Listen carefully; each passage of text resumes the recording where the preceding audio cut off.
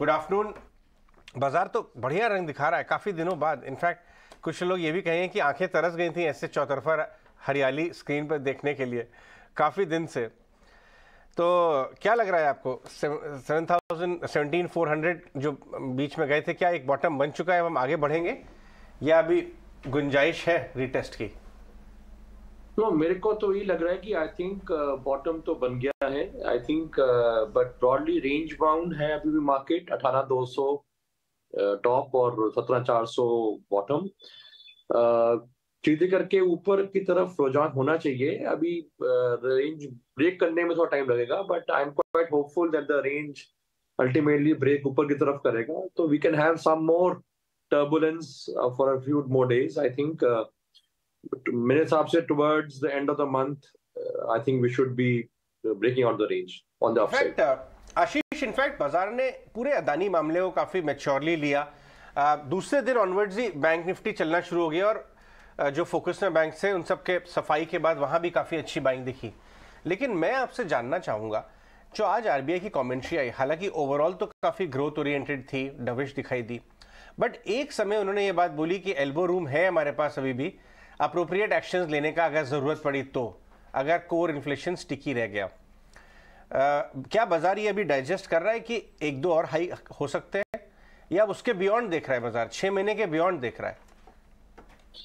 मेरे ख्याल 6 महीने की बियॉन्ड देख रहा है, क्योंकि अगर जैसे आपने बताया कि अगर हो भी गया एक हाइक तो शायद 25 बेसिस पॉइंट का हो, वो भी मेरे को लगता है चांसेस कम है, तो वो मोर और लेस इन द प्राइस है, और अगर हुआ भी तो बड़ा मार्जिनल सा होगा। सो वो मेरे ख्याल मार्केट में कोई कंसर्न नहीं है। Market now looking beyond that. देखो दोनों तरफ से कंसर्न्स है ना। मार्केट रेंज में क्यों फंसा हुआ है? क्योंकि डाउनसाइड प्रोटेक्शन इसलिए है क्योंकि हमारे पास one of the very few markets है वर्ल्ड वाइड जिसमें अर्निंग्स ग्रोथ है, तो डेफिनेटली कहीं ना कहीं जाके बाइंग आ रही है वापस।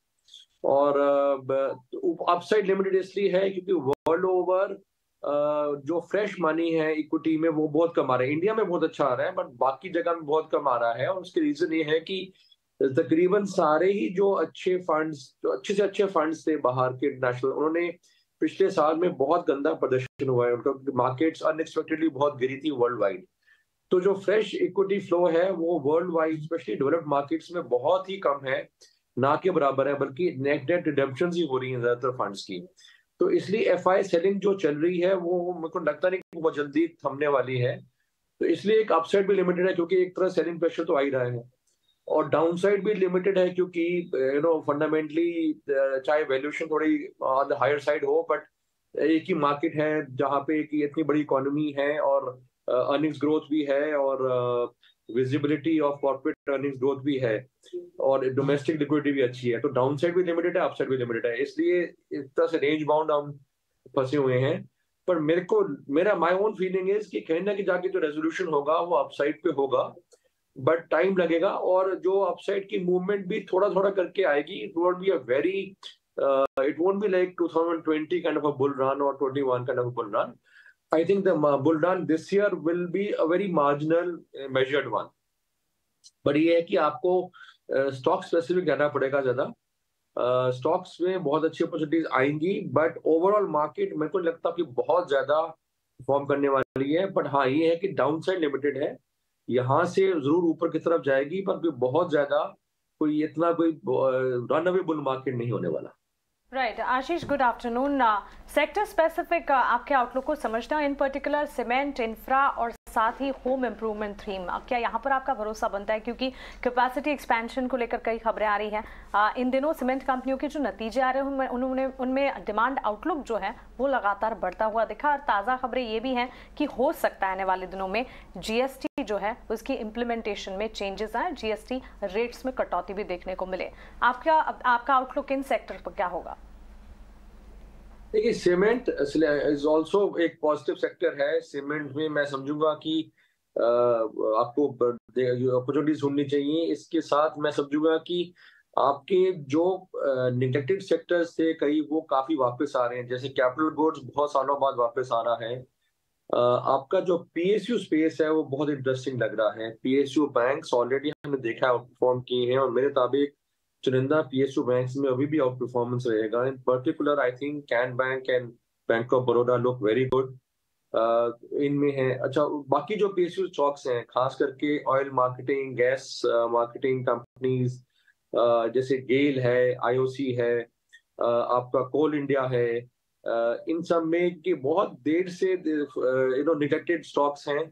मैं I am very bullish on them. I think ये जो सारा PSU स्पेस है, अभी भी री-रेटिंग ऑलरेडी कुछ स्टॉक्स में हो चुका है, but this rerating will spread. I think that is the space to watch out for. I think इसमें कई स्टॉक्स हैं जो आपको बहुत अच्छी डाउनसाइड प्रोटेक्शन दे रहे हैं, डिविडेंड यील्ड भी अच्छा है, और मेरे मुताबिक अपसाइड इस साल में इनमें बहुत अच्छा आना चाहिए। इनमें फोकस करना चाहिए, क्योंकि ये आपको आई थिंक अपसाइड में सरप्राइज करने के पोटेंशियल रखते हैं। राइट, बिल्कुल। आशीष, कुछ और पॉकेट्स को अगर आप नोटिस करें, जोमेटो हो, पेटीएम हो, न्यू एज स्टॉक्स हो, ये चल भी रहे हैं, और जिस तरह के नंबर्स इनके आए, मैनेजमेंट कमेंट्री आई, और अब ब्रोकरेज हाउसेस के व्यूज भी निकल कर आ रहे हैं कि एक सिग्निफिकेंट इंप्रूवमेंट तो दिख रही है प्रॉफिटेबिलिटी में, चाहे आप वो जोमेटो पे CLSA के टारगेट को देखें, मैक्वायरी के पेटीएम को टारगेट देखें। इस पर क्या व्यू बन रहे हैं इस स्पेस पर?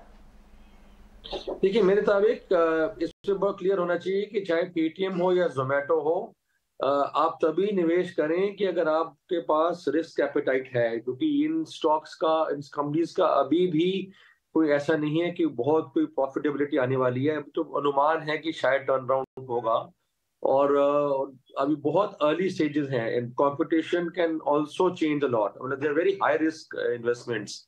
ये बात ठीक है कि अगर सब कुछ ठीक हुआ तो यहाँ से मल्टीप्लाई भी कर सकते हैं। मतलब you can go back to the highs, दोनों जोमेटो एंड पेटीएम में, जो कि सिग्निफिकेंटली हायर है करंट लेवल से।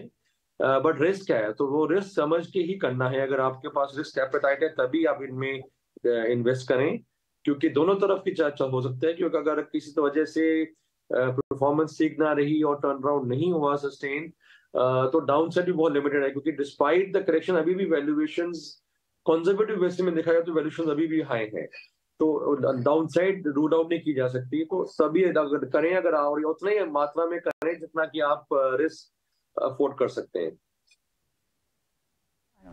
ठीक है, ऑल राइट आशीष, बहुत बहुत शुक्रिया आज हमसे बात करने के लिए, अपने व्यूज शेयर करने के लिए, मार्केट और different pockets of the market पर बात करने के लिए। आइए हम आपको वो पॉइंट जो